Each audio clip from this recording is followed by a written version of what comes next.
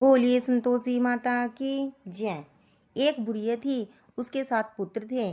6 कमाने वाले थे, एक निकम्मा था। बुढ़िया माँ 6 बेटों की रसोई बनाती, भोजन कराती और पीछे से जो बचता वो 7वें को दे देती। परंतु वह भोला था, मन में कुछ विचार न करता। एक दिन अपनी बहू से बोला, देखो मेरी माँ का मुझसे कितना प्यार है। वह बोली, क्यों नहीं, सबका जूठा बचा हुआ तुमको खिलाती है। वह बोला, ऐसा कभी नहीं हो सकता, मैं जब तक अपनी आंखों से न देखूं मान नहीं सकता। बहू ने कहा, देख लोगे तब तो मानोगे। कुछ दिन बाद बड़ा त्योहार आया। घर में 7 बेटों के लिए भोजन और चूरमे के लड्डू बने। वह जांचने के लिए सिर दर्द का बहाना लेकर पतला कपड़ा सिर पर ओढ़कर रसोई में सो गया और कपड़े में से सब देखता रहा। 6 भाइयों ने भोजन करने आए। उसने देखा माँ ने उनके लिए सुंदर सुंदर आसन बिछाए हैं, 7 प्रकार की रसोई परोसी है। वह आग्रह करके उन्हें जमाती हैं। वह देखता है जब बाई भोजन करके उठे तब जूठी थालियों में से लड्डुओं के टुकड़े को उठाया और एक लड्डू बनाया। जूठन साफ कर बुढ़िया माँ ने उसे पुकारा, उठ बेटा, 6 भाई भोजन कर गए, अब तू ही बाकी है, उठ न, कब खाएगा। वह कहने लगा, माँ मुझे भोजन नहीं करना, मैं प्रदेश जा रहा हूँ।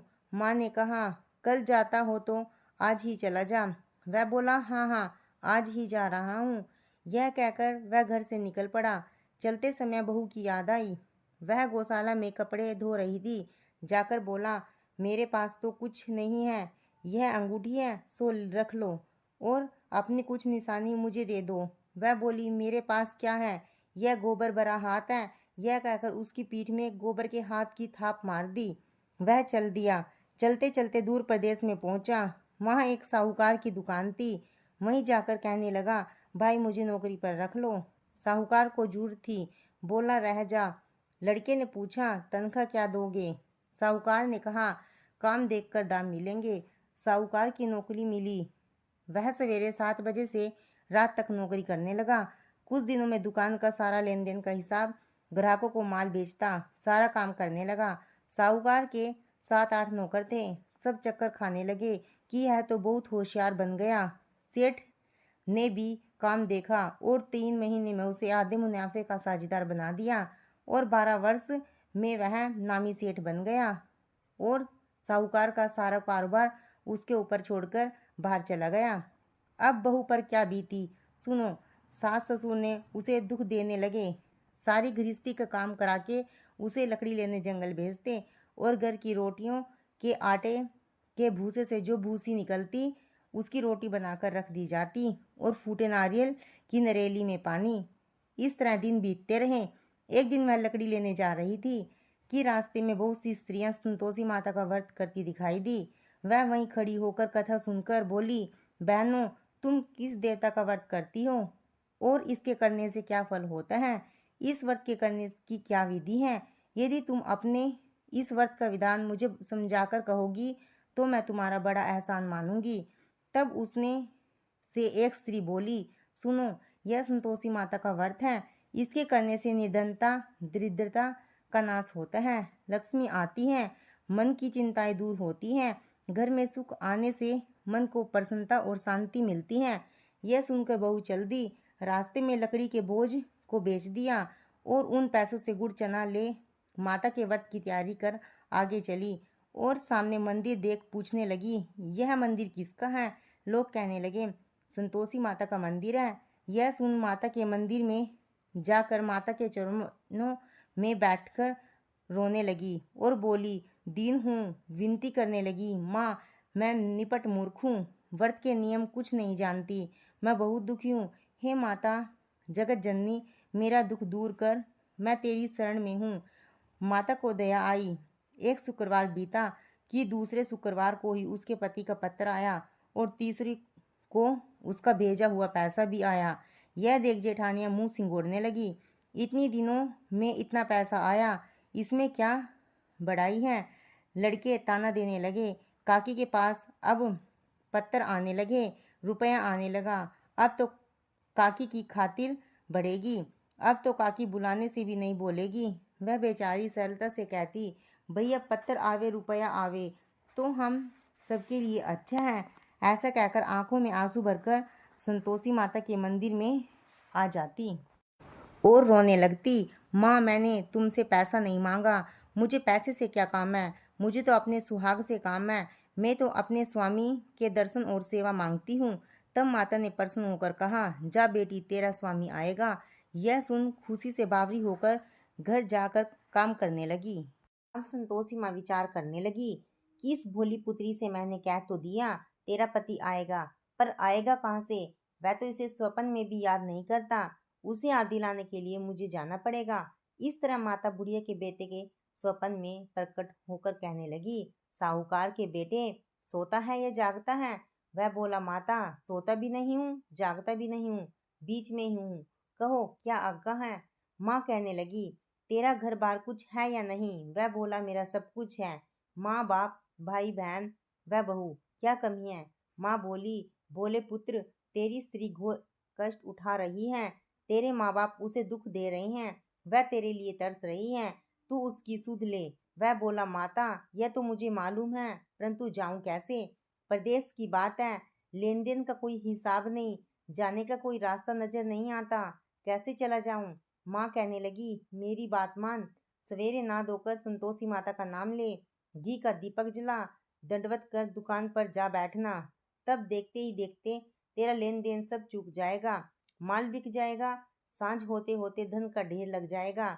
तब सवेरे बहुत जल्दी उठ, नहा धोकर संतोषी माता का दंडवत कर, घी का दीपक जला, दुकान पर जा बैठा। थोड़ी देर में क्या देखता है कि देने वाले रुपया लाए, लेने वाले हिसाब लेने लगे। कोठे में भरे सामानों के खरीदार नगद दाम का सौदा करने लगे। शाम तक धन का ढेर लग गया। माता का यह चमत्कार देख खुश हो मन में माता का नाम लेकर घर जाने के लिए गहना कपड़ा खरीदने लगा। वहां के काम से निपट तुरंत रवाना हुआ। वहां बहू बेचारी जंगल में लकड़ी लेने जाती, लौटते वक्त माताजी के मंदिर में विश्राम करती। वह तो उसका रोज रुकने का स्थान ठहरा। दूर से धूल उड़ती देख वह माता से पूछती है, हे माता, यह धूल कैसी उड़ रही है? माँ कहती है, हे पुत्री, तेरा पति आ रहा है, अब तू ऐसा कर, लकड़ियों के 3 बोझ बना ले, एक नदी के किनारे रख, दूसरा मेरे मंदिर पर और तीसरा अपने सिर पर रख। तेरे पति को लकड़ी का गट्ठा देखकर मोह पैदा होगा, वह वहां रुकेगा, खाना पीना खाकर माँ से मिलने जाएगा। तब तू लकड़ी का बोझ उठाकर जाना और बीच चौक में गट्ठा डालकर 3 आवाजें जोर से लगाना, लो सासू जी, लकड़ियों का गट्ठा लो, भूसे की रोटी दो और नारियल के खोपड़े में पानी दो। आज मेहमान कौन आया है? माँ की बात सुन, बहुत अच्छा माता, कहकर प्रसन्न हो लकड़ियों के 3 गट्ठे ले आई, एक नदी के तट पर, एक माता के मंदिर पर रखा। इतने में ही मुसाफिर वहां आ पहुंचा। सूखी लकड़ी देख उसकी इच्छा हुई कि यहीं निवास करे और भोजन बना खा पीकर गांव जाए। इस प्रकार भोजन बना विश्राम ले गांव को गया, सबसे प्रेम से मिला। उसी समय बहू सिर पर लकड़ी का गट्ठा लिए आती है। लकड़ी का भारी बोझ आंगन में गिर जोर से 3 आवाज देती है, लो सासू जी, लकड़ी का गट्ठा लो, भूसी की रोटी दो, नारियल के खोपड़े में पानी दो। आज मेहमान कौन आया है? यह सुनकर उसकी सास अपने दिए हुए कष्टों को बुलाने हेतु कहती है, बहू, ऐसा क्यों कहती है? मेरा मालिक ही तो आया है, आ बैठ, मीठा भात खा, भोजन कर, कपड़े गहने पहन।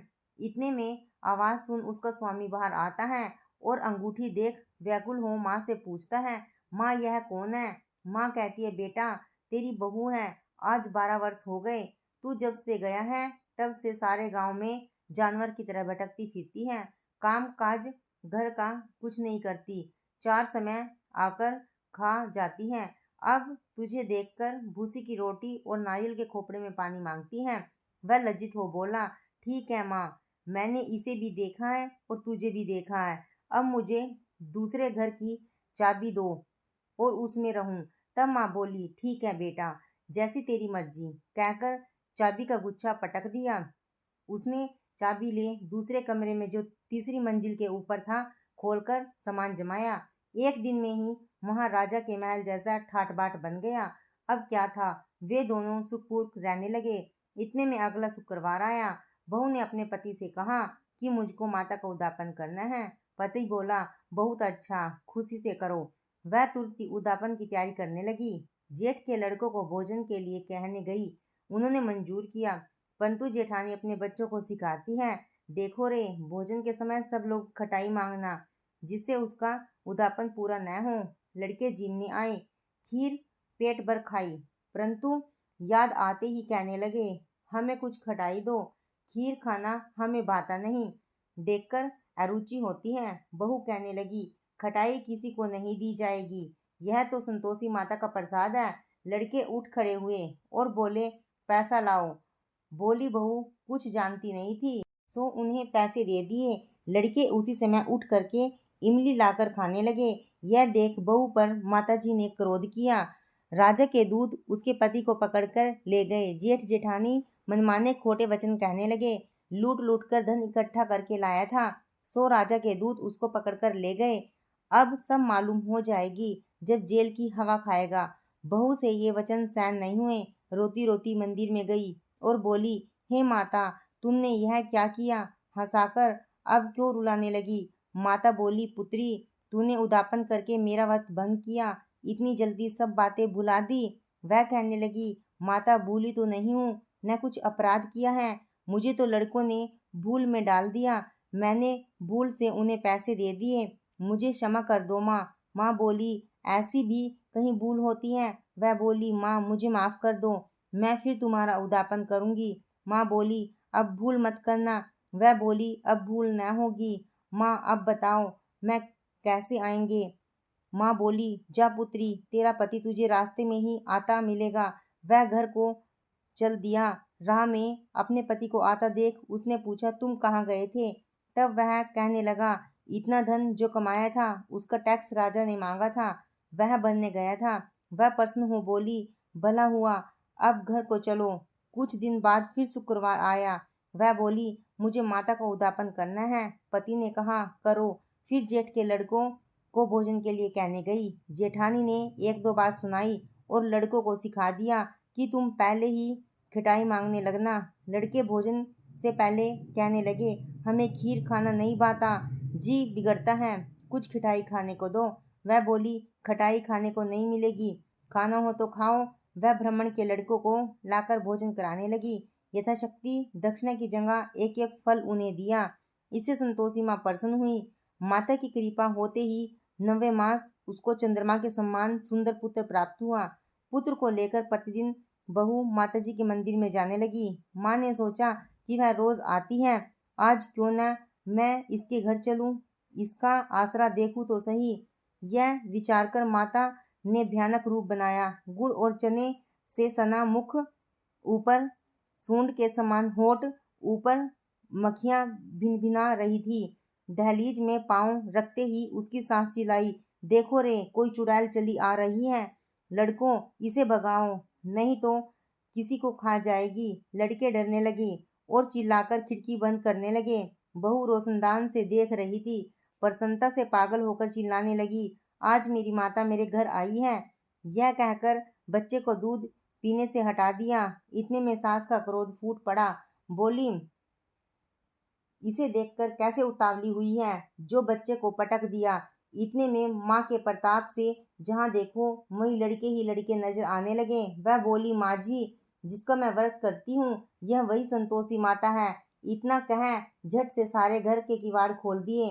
सबने माता के चरण पकड़ लिए और विनती कर कहने लगे, हे माता, हम मूर्ख हैं, पापी हैं, हम अज्ञानी हैं, तुम्हारे व्रत की विधि हम नहीं जानते, तुम्हारा व्रत भंग कर हमने बड़ा अपराध किया है।